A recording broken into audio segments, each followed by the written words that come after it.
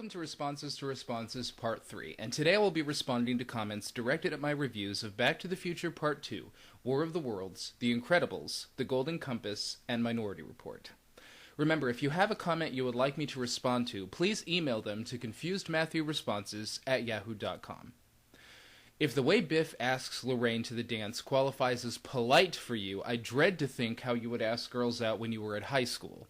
The reason Biff wants to marry Lorraine isn't because he's in love with her, it's because he wants her all for himself. Just look at the way he treats her in the alternate 1985. Well, this is a matter that I have given a lot of thought. You're obviously not the first person to raise this issue, and I've gone back and forth on the matter ever since I made the review. My argument was that Biff's portrayal was out of character and a contrivance to the plot. However, I am willing to concede once and for all that this is not the case in the alternate 1985 scenes, at least with regard to the way Biff treats Lorraine. In those scenes, it does seem to be the case that Biff wants her all to himself. But now I'm asking myself, since when did he want that? Not only was this never established as one of Biff's aims in the first movie, it wasn't even established as one of his aims in this movie. To illustrate this point, I will now play 3 main scenes of Biff's interactions with Lorraine in both films. Now, it may surprise you, and it certainly surprised me to learn that the 1955 Biff and Lorraine share only 2 scenes together in the whole of the first movie. Here they are both back to back. Now, when you watch these 2 scenes, pay attention to Lorraine's reactions and facial features when Biff is harassing her.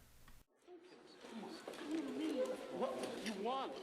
You know you want it. You know you want me to give it to you. Shut your filthy mouth. I'm not that kind of girl. Oh, well, maybe you are, and you just don't know it yet.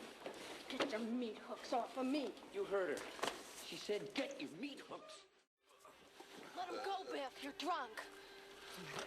Well, looky what we have here. No, stay right here with me. Come on, Lorraine. Come on. No, leave her alone, you bastard. You got take him in back, all right? I'll be right there. Admit, Come on. Well, go on. This ain't no peep show. In both scenes, Lorraine presents 3 characteristics: fear, defensiveness, and anger. While she was certainly no pushover, Lorraine was definitely threatened by Biff. Moreover, Biff himself was clearly interested in only one thing, and it wasn't possessing or owning anyone. A want for that would actually suggest that Biff had a higher regard for her than he actually did in those scenes. Now, granted, both scenes were short and few, so there was definitely a lot to build on, but it just never struck me as if Biff was interested in specifically Lorraine. In my view, if it hadn't been her, it could have been anyone else in a skirt as far as Biff was concerned. Now here's the scene from Part 2. Again, keeping in mind Lorraine's reactions and Biff's dialogue in the first movie, pay close attention to both in this scene. The difference is night and day. Well, looky what we have here. Hey, nice dress, Lorraine. Although I think you'd look better wearing nothing at all. Biff, why don't you take a long walk off a short pier? Hey, listen, Lorraine, there's that dance at school tonight. Right now that my car's all fixed, I figured I'd cut you a break and give you the honor of going with the best-looking guy in school. Yeah, well, I'm busy. Yeah, doing what? Washing my hair. Ah, that's about as funny as a screen door on a battleship. Screen door on a submarine, you dork. Look, Biff. In this scene, Lorraine seems more annoyed by his presence and advances than threatened. And the reason that is because Biff is actually being more annoying and pestering than anything else. You made mention of my odd comment that Biff politely asked her to the dance. Well, my reasoning was that for Biff, this actually is being polite. Merely having a conversation with Lorraine and asking her permission to do anything is well above and beyond anything we saw in the first 2 scenes. It just isn't something we can picture him doing based on those scenes, and there doesn't seem to be any precedent for it other than the necessities of this film. Now here's the rest of the scene. In fairness, this part wasn't quite so bad as far as reactions are concerned, but pay attention to the dialogue. If there was any indication that Biff wants to own Lorraine, it's not here. Look, Biff, somebody already asked me to the dance. Who? That bug George McFly? I'm going with Calvin Klein, okay? Calvin Klein. No, it's not okay. You're going with me, understand? Get your boobies off of me! When are you gonna get it through your thick skull, Lorraine? You're my girl. Biff Tannen, I wouldn't be your girl even if you had $1 million. Yes, you will! It's you and me, Lorraine! Watch it, Max. It's meant to be! I'm gonna marry you someday, Lorraine! Someday you'll be my wife! It's you and me, Lorraine. It's meant to be. This doesn't sound at all like someone who wants Lorraine all to themselves in a possessive kind of way. This sounds like something a Romeo might say to his Juliet. And the statement, "you're my girl," while creepy, is far more indicative of someone wanting a relationship than wanting ownership. If this had been a possessive statement, Biff would have said something more objectifying like, "you're mine." Again, I concede the point that ownership is Biff's clear motivation in the alternate 1985, but the way they get there just falls apart. Even if the alternate 1985 stuff works, it's still based on a faulty premise, thus it's still something that I find difficult, if not impossible, to accept. The car they took in War of the Worlds wasn't solar-powered. The solenoid in it was replaced by the mechanic. Yeah, I fucked that up. See, when I write out a review, I start by outlining the major points I want to make, then I go in later and fill in the details, narrating what's happened in the film, and so on. When I was writing out this particular part of the review, I could not remember what made the car different from the rest, so I just stuck in solar-powered in brackets and figured I'd go back later and fix it. Unfortunately, I forgot to do that, and so a big fat mistake was planted in the review. So yeah, that was my fault. The Incredibles wasn't just for kids to enjoy, it was for adults as well. One reason I really like Pixar's films is because they are written just as much for adults as they are for kids. Well, I absolutely agree, and this is why I adore Pixar. You aren't the first to explain this to me, but I can happily say, once and for all, that this requires no explanation.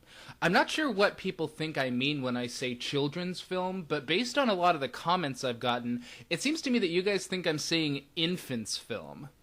In my opinion, the children's films of today are a great deal more sophisticated than those of the past. They aren't just stupid little cartoons doled out for the entertainment of little ones. There is an actual substance to the story and the characters, and most can be enjoyed by all ages. Pixar in particular is consistent in this approach, but ultimately, when I say children's film, I am using the term synonymously with family film. Films that have elements that can be enjoyed by adults as well as children. The only qualification that I would add is that these films are mainly targeted at kids. It isn't as though these films are made for adults but with elements that kids can enjoy as well. That order is always reversed. When this happens, you need to balance that kid-to-adult ratio very carefully, and in my view, that balance just wasn't there in The Incredibles. Whether or not Lyra is a brat is beside the point. A slight amount of rudeness does not give Mrs. Coulter the right to basically start, through a proxy, throttling Lyra. To be frank, it doesn't sound like you have much patience for children at all unless they're copy and pasted straight out of Leave It to Beaver, and kids like that don't exist. Well, once again, this all goes back to the idea of balance, and this particularly applies to balancing your main protagonists. Some of the best protagonists ever written were also flawed people. Ariel had a particular problem with doing what she was told and showing up when she needed to. Hell, a whole unnecessary controversy surrounded whether or not Han would have really shot first, as if sucker shooting someone would have made him any less of a good guy. My problem is this. There is a difference between being flawed and being flawed to the core. I can point to elements of both characters that I just mentioned that I like, and those pros would outweigh the cons for both if I actually sat down and made a list of their character traits. But there just isn't much to like when it comes to Lyra. She is most certainly flawed to the core.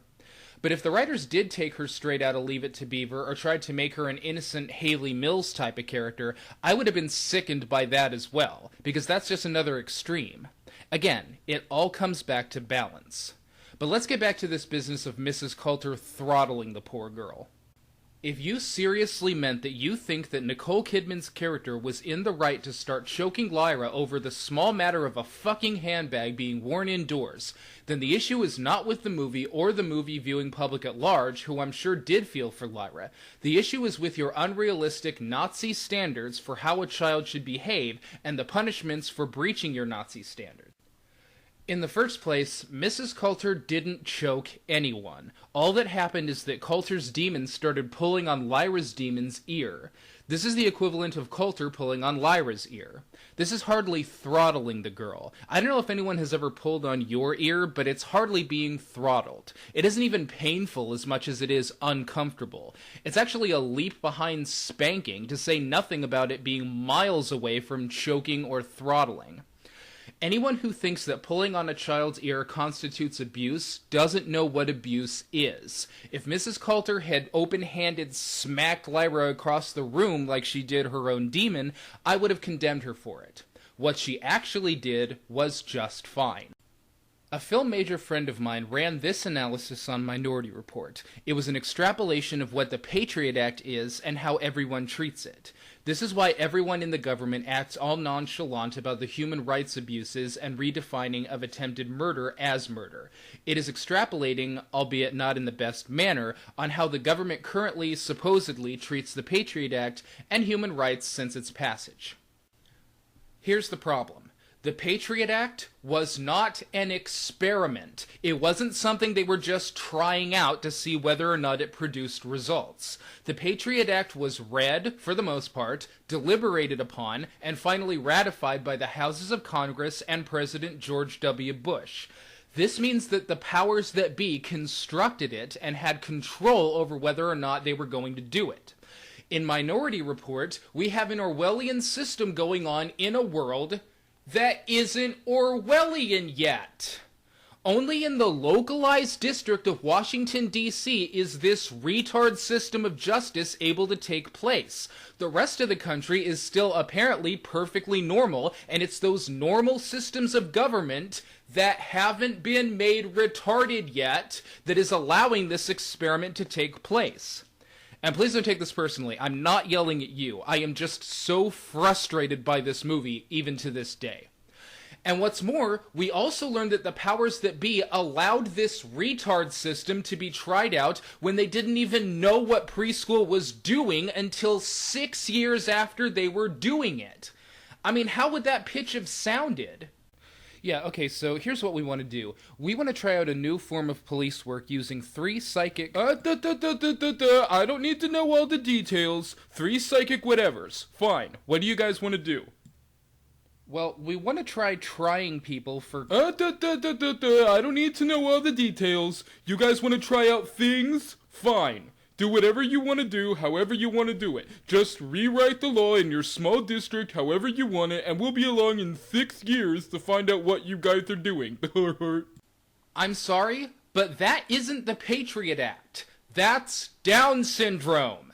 There is a difference between the powers at the top writing themselves a blank check when it comes to the law and due process, and the powers that be writing someone else a blank check without even knowing what it's going towards. And the final nail in this coffin is that basically all pre-crime is doing is demonstrating that if you have enough certainty that someone was going to commit a crime, then they can charge them with that crime on the grounds that they were undoubtedly going to commit it. You don't even need the precogs to do that. All you need is to demonstrate the certainty, either beyond a reasonable doubt or beyond the shadow of a doubt, that the crime would have taken place. That's what a trial is! Fuck you and fuck you! Now once again, I want to remind everyone that no one has to agree with me in order for me to respect their opinion. And while I still disagree with many of these points, I do understand where you're all coming from, and as always, I hope this video helps you to understand where I'm coming from as well. That's all for now.